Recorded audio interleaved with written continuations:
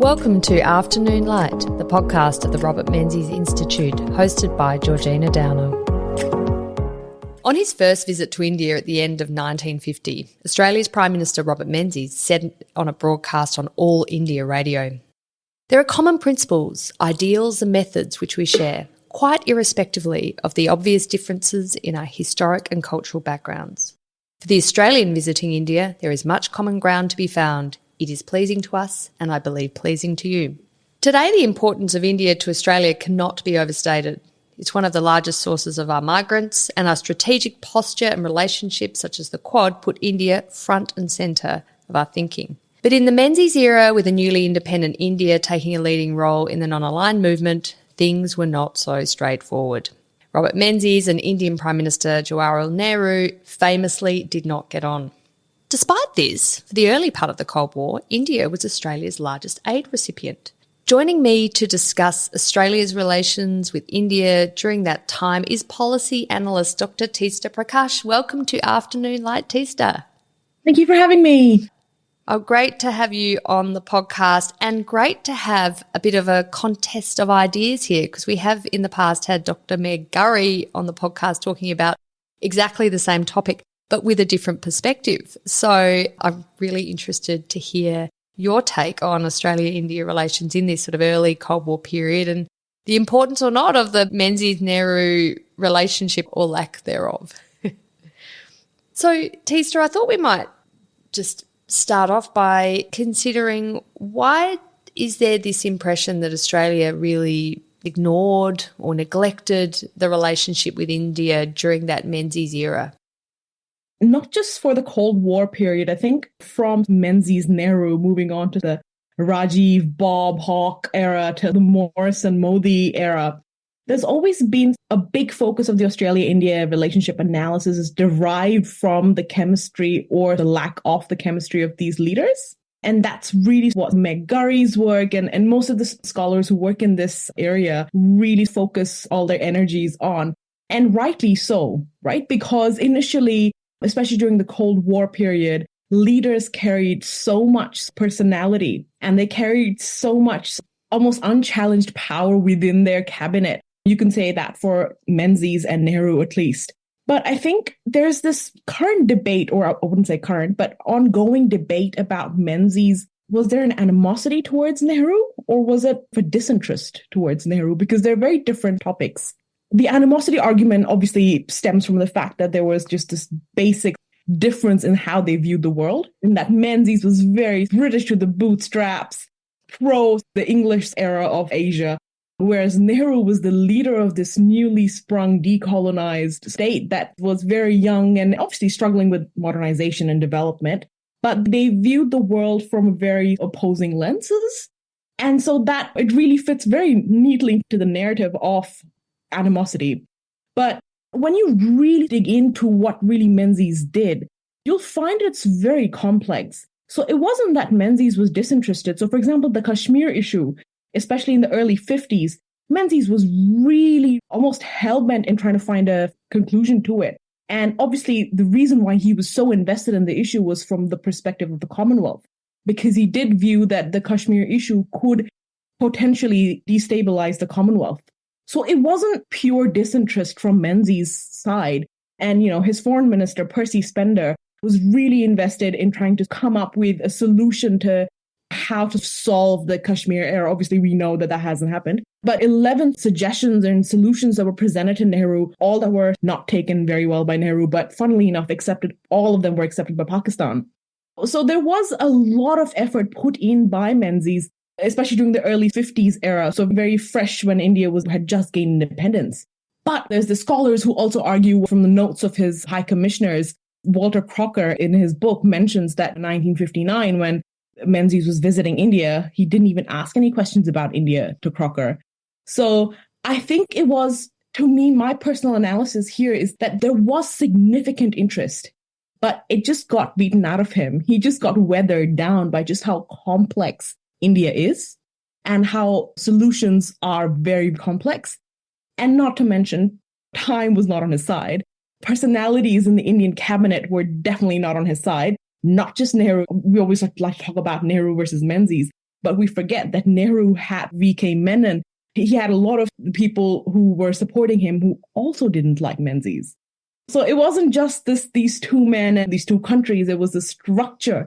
It was a system. It was the supporters on each side. People always like to question, was it Australia that was struggling or was it India that was struggling to see each other? But I would just say it was wrong timing and just bad situation. And the structure in international relations, as we like to call it, right? The structure versus agent problem. They were both against a strong Australia-India relation. So tough luck. Yeah. It is worth reflecting on the fact that just a year after Menzies was elected Prime Minister, so elected the end of 49, just a year later, he's making the first visit of an Australian Prime Minister ever to India in the end of December 1950. The quote I read out, he speaks very warmly about what he thinks are the shared values. There is shared heritage, there's also very different heritage, but political system, the new Indian constitution had made reference in the formation to Australia's democratic system, so there were learnings and of course Menzies being, I think, the greatest fan of cricket of all our prime ministers, even exceeding that of John Howard, that would have been a wonderful soft part of the relationship with very much shared interest there. So there was a lot to draw upon in terms of we can understand each other's perspectives from having similar frameworks and governance frameworks and influence of the British on our systems. But do you think in terms of the Nehru-Menzies relationship, was it just because they saw the world so differently, or do you think there was some kind of interpersonal clash? It's really difficult to tell, right? Because like I said, at the beginning of the relationship, Menzies was really interested in, and the whole thing about my thesis is that despite this, I don't know, you want to call it dissonance, antipathy, discord, whatever you want to call it, Australia was giving 2/3 of its aid to India, right? That would not be possible if the Prime Minister is not signing off on it. Well, that's right. That's right. Yeah. So, I mean, just speaking very simplistically, of course, but I think it was essentially just from a very scholarly perspective, I think it was a structural issue. This was a bipolar world, and you're either here or you're there, right? And probably we'll discuss it a bit later, but India didn't fit into either camp initially, right? It was a parliamentary democracy that was doing a partially planned economy. So it was catering to both sides. And as a result, it wasn't on either side. That's right. And it was an us, as you say, it was an us versus them mentality back then, wasn't it? So you were either with the West or with the Soviet Union and global communism. And India's choice to chart a non-aligned path, the middle road, for someone like Menzies, who was definitely on the side of the West and liberal democracies with the United States, was completely counter to what he believed in, and of course was not at all taking seriously then, if you had a non-aligned point of view, the threat of global communism as he perceived it. Precisely. It's a lot easier now to walk that middle path, I believe. A lot of Southeast Asia, South America, South Asia, they're all doing it. But India was the OG, we're going to stay in this area and we can't really pick a side. And there may be, a lazy reason to it or a strategic reason to it or whatever reason to it, right? But that's what it was. And it was structurally difficult for Menzies and Nehru to see eye to eye, essentially. It's interesting, in the Menzies collection, there's a book given by Nehru to Menzies, and it's a book that Nehru himself had written, The Discovery of India. I think he wrote it while he was in British Raj, had put him in jail for his independence activities. And so he'd written this book. Anyway, he presents it to Menzies. There's a very simple inscription. I can't say it's very heartfelt. I think it's pretty much from Jawaharlal Nehru or something like that. It's not, pretty superficial. The book is an old publication, so the pages need to be cut as you read it. And it's interesting, it's been noted by an academic here at the University of Melbourne that only the first 4 or 5 pages have been cut. So the evidence of Menzies reading it would only be to, say, 4 or 5 pages in. And just when Nehru starts to get really stuck into the Raj and criticise the British, Menzies has stopped reading. Whether that is the reason he stopped reading, or maybe he just lost interest, or maybe he ran out of time, we don't know, but you can draw our conclusions. And I think this was given towards the end of the 50s, and that's when the relationship had really soured. So I think in 1960, at the United Nations General Assembly, Nehru pushed for a resolution to meet the superpower meeting where all the non-aligned states would meet. And Menzies basically blocked the resolution. And it wasn't very nicely the way that he did it. And there was a war of words between Nehru and Menzies. So it's like any relationship that if you continuously have roadblocks, you're going to end up in a nice place. Yeah, yeah. So we can think in 1950 when he was delivering that broadcast on All India Radio, things could have gone differently, the relationship. But by 1950, 1960, things were pretty sour. Teesta, you mentioned before the importance of the leader-to-leader relations in the Australia-India relationship.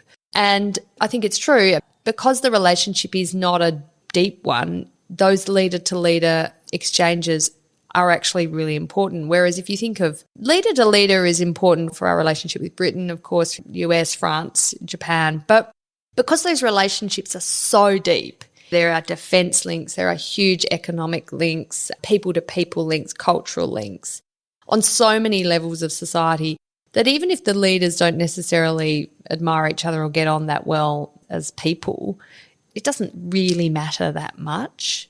The relationship can withstand a difficult relationship because your economies are so intertwined or your culture is so intertwined or you have so many of each other's people in each other's countries. So there's ballast to it. Whereas with India, do you see that leader-to-leader relationship because of the lack of ballast being so critical?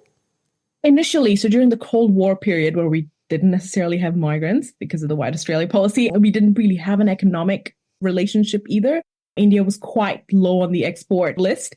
What really mattered, though, in this time was the diplomatic appointments. So Australia's diplomatic appointments, and specifically the sequence of sort of Walter Crocker, then Peter Hayden and James Plimsoll, and then finally Arthur Tang. For most people, those names won't mean much at all. But if you're in Australian diplomacy, they are big names. They are really significant figures. So Australia wasn't just sending any old hack to Delhi. They were sending the most experienced, serious diplomats. That's exactly what I was coming to. Of course, they went to India, but it was more important what they did when they came back, right? So, for example, Arthur Tang, he was the Secretary of the Department of External Affairs. Then he was, due to some disagreements with Menzies, was packed off to India. And then when he came back, he became the Secretary of the Defense Department. It's interesting that the career graphs of the diplomats that were sent to India, they were top quality. India didn't necessarily return the same quality. Ah, that's interesting. Which it's not saying something explicitly, but implicitly it's implying that Australia wasn't the top priority. The best ones went to the US, to China, to USSR. India's focus, rightly so, I mean, in the sense that the competition that it saw, the geographic proximity to these communist blocs of USSR and China, its strategic importance wasn't necessarily towards Australia. Well, I think India also sees itself as a great power, doesn't it? And would see Australia as, well, a middle power, fine, and important-ish, but you wouldn't necessarily send your best diplomats if you're a great power to a middle power unless you had some particular strategic reason to do so. I mean, it's all changed now. Australia's really risen in the ranks of importance and who they're sending here. Moving away from the political heads, if we were to look at who the diplomatic communiques were, I think they were of significant importance. And that's what my thesis looks at is the importance of bureaucrats, importance of diplomats in shaping policy. It's really interesting. As you say, almost a continual theme, the personalities are what matters here, maybe more so than the issues. So India is the leader of the non-aligned movement during the Cold War. It'd be worth understanding, Teesta, why it chose that path, why it didn't side on the side of liberal democracies, or it, of course, once Indira Gandhi becomes Prime Minister, it started to get a little bit closer to the Soviet Union, so it could have sided with the Soviet bloc. So what was the benefit for India of being the leader of the NAM and part of the NAM movement?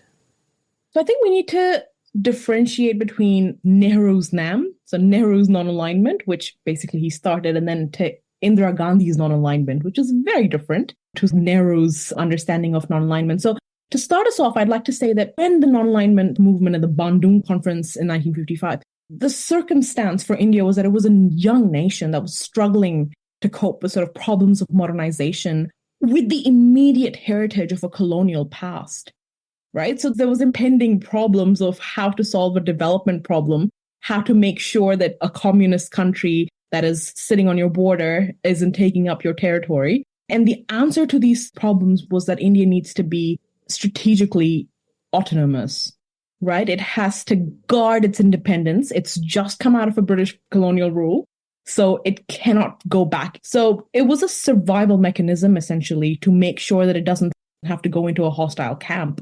It was a self-determination act. Like I mentioned, geographic proximity to both the USSR and China really pushed on the fact that India needs to be its own entity. And like I said initially, it was India just didn't fit in either camps. Its development process, partially planned economy with the private companies and the public company coming up together, it was rare. It doesn't make sense. It still doesn't make sense. It's when you try to understand India's development planning, it was very pro-socialist planned economies. But at the same time, there were private industrialists. It wasn't making sense. And for them, the best way to forge in this bipolar world was to make sure that they stand on its own.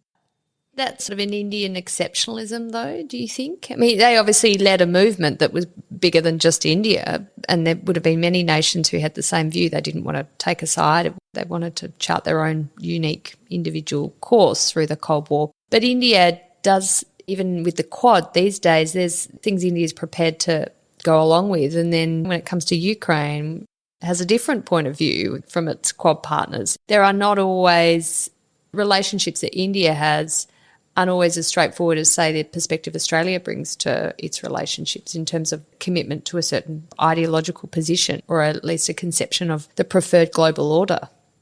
That's primarily because commitments equal constraints, right? So when you commit to something, an alliance, a policy, it then constrains your policy rubric that you can only do within this from here to there.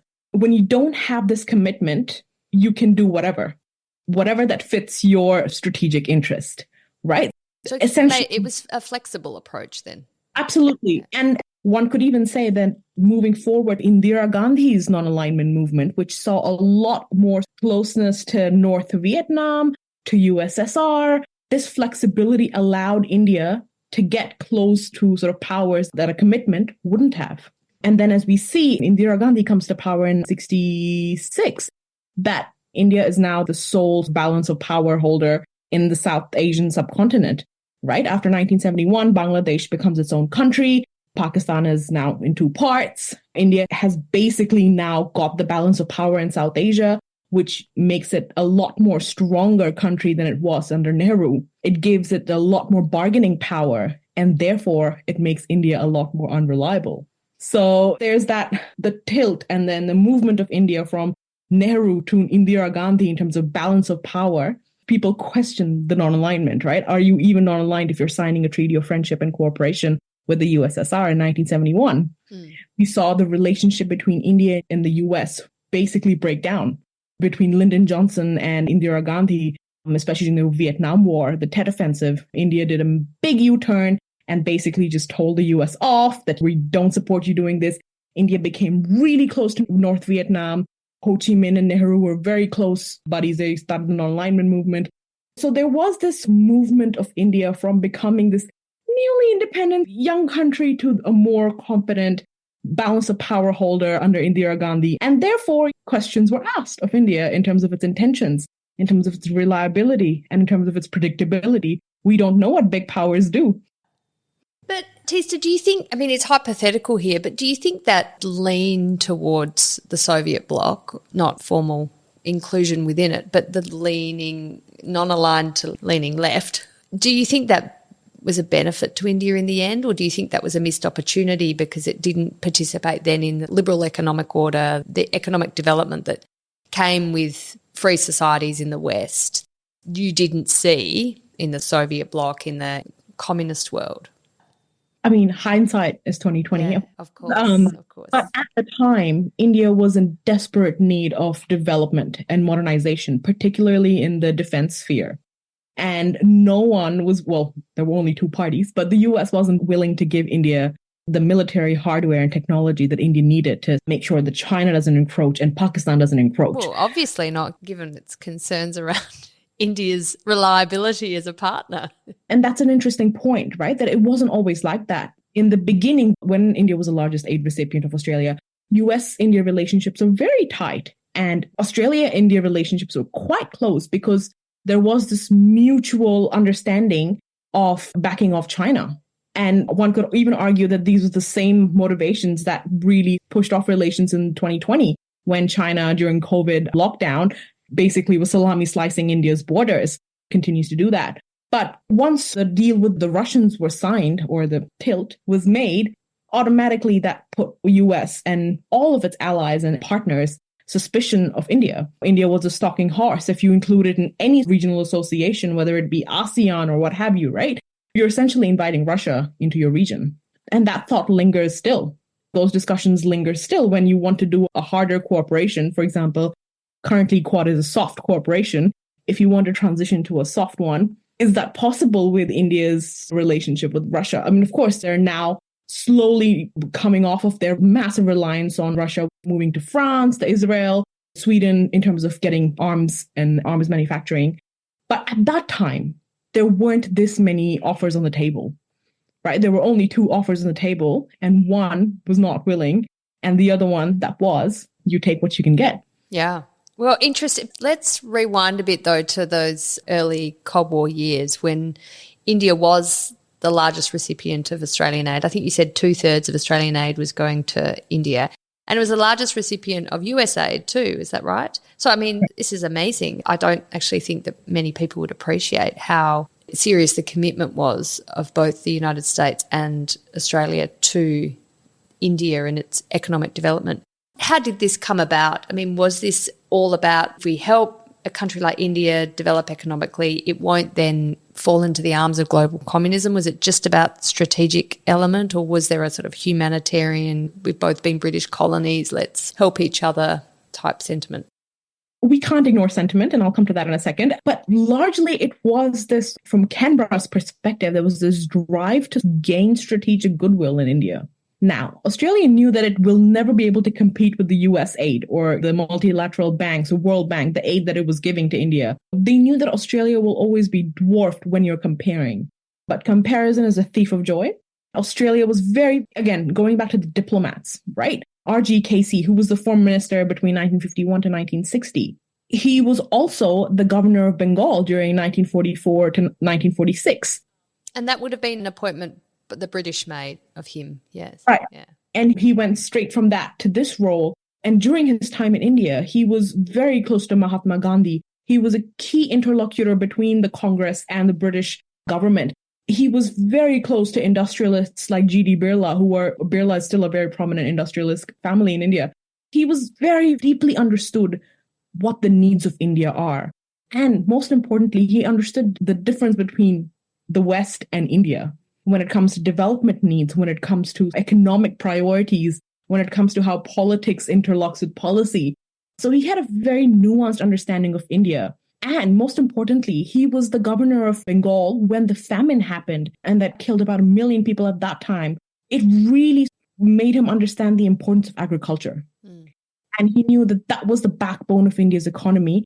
And that is how Australia can come in and have this kind of this boutique aid set up, which will basically help the key priorities of India's development, which was essentially agriculture. So it was a time of basic necessities that India didn't have, that Australia was giving. And that essentially was because Australia was chasing this fungible goodwill strategy, right? And this goodwill strategy isn't ephemeral. It basically is trying to make sure that India doesn't stray to the communists. Well, it's interesting in relation to Australia's ties with Japan in this exact same period. You see Australia signing the soft peace treaty with Japan and then by 57 signing a commerce agreement with Japan, which is incredible. But with the same view that if you help Japan in its economic development and industrialization, then that would mean Japan is in the arms of the West and liberal democracies and not in the arms of the Soviet bloc and global communism. I mean, in Japan's case, it worked really well from Australia's perspective, but less so from the perspective of Australia when it came to India, despite all this unique insight that Richard Casey would have had into India and, I mean, the relationships, as you articulate, with politicians, with industrialists, with bureaucrats. I mean, that is amazing that our foreign minister at the time for 9 years had come with that perspective as governor of Bengal. And yet all those efforts, all that food aid, all that agricultural assistance ended up with Indira Gandhi tilting to the Soviets. Casey, in his memoirs, he writes that he was so depressed by this pervasiveness of the Cold War mentality. I wouldn't say it was all to a waste, because you have to also understand the scale, right? That what Australia was giving in scale or in comparison to what the US and the World Bank were giving, 0.1% maybe. But essentially for India, what it needed under Indira Gandhi, the priorities changed, right? Her priority, as we learned from the 1971 war, was that military modernization, naval modernization. Military and defense became top priorities that perhaps the US and its allies weren't willing to help out on. I just wanted to come back to emotions, right? That we talk about sentiments. And Australia's story is very much an emotional story. And you could say the same about Menzies' relationship, right? Like I said, initially, he was hell-bent on trying to get a Kashmir. So you have to understand that trying to get a Kashmir consensus between India and Pakistan is very difficult. It's emotionally fraught. It's historically muddled. And there is technically no solution, which is where we are now. But he gave it his best shot. Australia's drive towards India has always been about this dream. I had a very prominent journalist in Australia tell me that the India-Australia relationship is the boulevard of broken dreams, because it always starts off on this dreamy note of solutions and pragmatism, but dwindled with that this will be a promise that will be fulfilled, but it never is. Nehru dies in office in 60, you're going to correct me, 63, 64, and Menzies retires in 66. And by this stage, the aid relationship is much diminished from the early years of the Cold War, isn't it? It was pretty much as the US-India relationship was souring, Australia also started to withdraw away from supporting India and, of course, replace that with Indonesia. But tell me, once it wasn't Nehru and Menzies up against each other and the leaders had changed, what was the quality of the relationship? I think the next tie-up came between Whitlam and Indira Gandhi. So they both visit each other quite often. Or Indira visited in, I think, 68, and then Whitlam visited in 73. At this point, because remember, again, in 1971, India signs a treaty of friendship and cooperation with the USSR. India's already become the sole kind of balance of power in South Asia because it's sliced up Pakistan into two parts. The discussions of the 1971 treaty, however, started all the way back in 1969. And it is not a surprise that that's when the aid to India was cut. Because, and this is again, when historians work, we may not find the smoking gun, but what I found was that Arthur Tang, who was the Secretary of the Department of Foreign Affairs and is then shipped off to Delhi, he's Australia's High Commissioner to India, he wrote letters back to headquarters, I'm going to call it DFAT, but essentially saying that there's no longer the optimism that there once was in the relationship. Indira Gandhi's swift deterioration with the US, her falling out with Lyndon Johnson, India calling out the unfavorable positions of its stance towards the US's presence in Vietnam, its growing prominence in the subcontinent, basically led to Tang realizing that why are we throwing all our money here? Again, I'm saying that Australia is sending its best diplomats, and diplomats can sense things go wrong before things go wrong. So Tang essentially wrote back in 68 saying, we need to bring back our attention closer to home. Remember, this is 1963 to 1966. The Indonesia-Malaysia confrontation is happening. And Tang very quickly realized that a destabilized Indonesia is much more worrisome for Australia than a poor India because it's so much closer to home, right? He understands the proximity of geography and the lack of optimism in India. And that's why the aid is cut. That's why relationships not become bitter, but they just become estranged. Yeah. So I think it's interesting, Arthur Tang, as you say, the Secretary of External Affairs, very senior Australian diplomat. I found it interesting you quote his letter and his assessment of Gandhi's foreign policy approach. He says that compared to Nehru's approach, that India's foreign policy is becoming more realistic, unsentimental, egocentric in its intentions, even if occasionally wayward in its execution. So this sense that there's no harking back to shared values or shared political systems, democracy, and that we can at least look upon things like cricket as something we share from our British colonial past. I think Gandhi was quoting in her speech to the Bombay Congress Party Convention in 1969, she quoted Viscount Palmerston, who dominated British foreign policy at the height of its imperial power, saying, "We have no eternal allies and no perpetual enemies. Our interests are eternal and perpetual, and those interests it is our duty to follow." Trying to say that India will chart its own course and determine what its interests are, and they would just be purely Indian, construed by Indians, for Indians. But the reality was that she was leading India really to a Soviet alignment, but without saying it explicitly.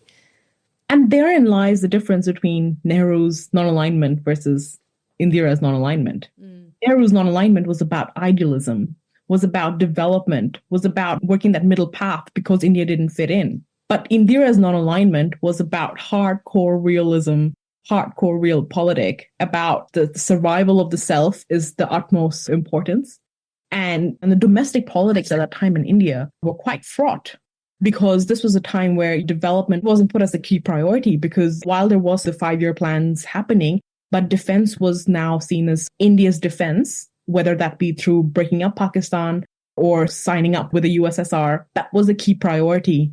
Don't forget that in 1962, India had just come out of a terrible war with China. So India had a very depleted international standing, as a defense nation. So for Indira, that became priority. The deals with the USSR were made, but if you look at it from a very pure, realistic perspective, she did what she had to do for survival. But prioritising defence spending and build-up of forces, making that the number one national priority, presumably came at the expense of economic development and feeding a nation that was pretty hungry. Precisely. And at the same time, some aid programs were stopped because of India's alignment with the USSR. So it wasn't that was helping situation. This was also the time that India was investing heavily in its space organization. 1974 was when India tested its first nuclear weapon. And so you can clearly tell priorities are changing. In 1998, when India tested its official nuclear weapons, Australia was one of the first countries that came out against it. But I think this change in priority is very important to understand the difference in what was happening with Australia-India relations. That when India was poised to be bettering its development status, pulling people out of below poverty line, Australia was standing with India. But when the priorities changed, Australia no longer felt that it was something that they could align themselves with. And therefore, we saw the aid being cut. Fast forward to today, how much do we still grapple with the overhang of this period, this Gandhi, McMahon, Gandhi Holt, Gandhi Gorton period, and that decline really in relations and that sense that India is strategically pretty unreliable? Look, I think a lot has changed in the Australia-India relationship. One could say it's because of China, that Australia's relationship with China and India's relationship with China have caused Australia and India to come closer. One could say it's because India is now the fastest growing migrant group in Australia. India is now a much bigger economy than it was in the Cold War. And one of the things that when Indonesia replaced India as the largest recipient, one of the reasons was because Indonesia was a friendlier place for foreign capital investment, which India wasn't because of its economy. I think the answer lies in the economy. The third pillar, the trade pillar, the India Free Trade Agreement, have the ECTA come out, and hopefully the free trade agreement will come out soon. I think unless that is strengthened, no amount of security or people-to-people ties will really keep the momentum going. And that's a very difficult ask. I completely understand why it's so difficult for Australia and India to do an Australia and China, right? Everyone loves to talk about how India is the new China. It makes me really uncomfortable. But I think fundamentally, Australia and India are very uncomplementary economies, right? They're both trying to protect their agriculture. And that's just the starting point. So unless there is, I know the Australian government trying to really build that third pillar, the economic pillar, Australia and India are regional partners, right? They're the fulcrum of the Indo-Pacific, if you want to call it that. They've got Southeast Asia in the middle, and the Quad is trying to really get to work to make sure the Southeast Asia is on board with this relationship. But the answer lies in trying to really shore up economic interests. I think with the massive increase in interest from Indians in moving to Australia, studying here and becoming Australian citizens, that gives Australians so many more opportunities to get to know India and Indian culture and way of life and thinking, and that cross assimilation. Indian migrants are assimilating into Australia, but Australians also are assimilating into an Australia that comprises of Indian migrants, and that getting to know each other through that way, I think, can be quite powerful, but it doesn't necessarily feature on the DFAT website. Of course, it's not going to be a free trade agreement worthy moment, but that culturally, I think, is incredibly important. And we are very lucky to have you here in Australia, Teesta, to explain the whole historical context to us. So thank you so much for joining me on Afternoon Light for this fascinating discussion. Thank you so much for having me.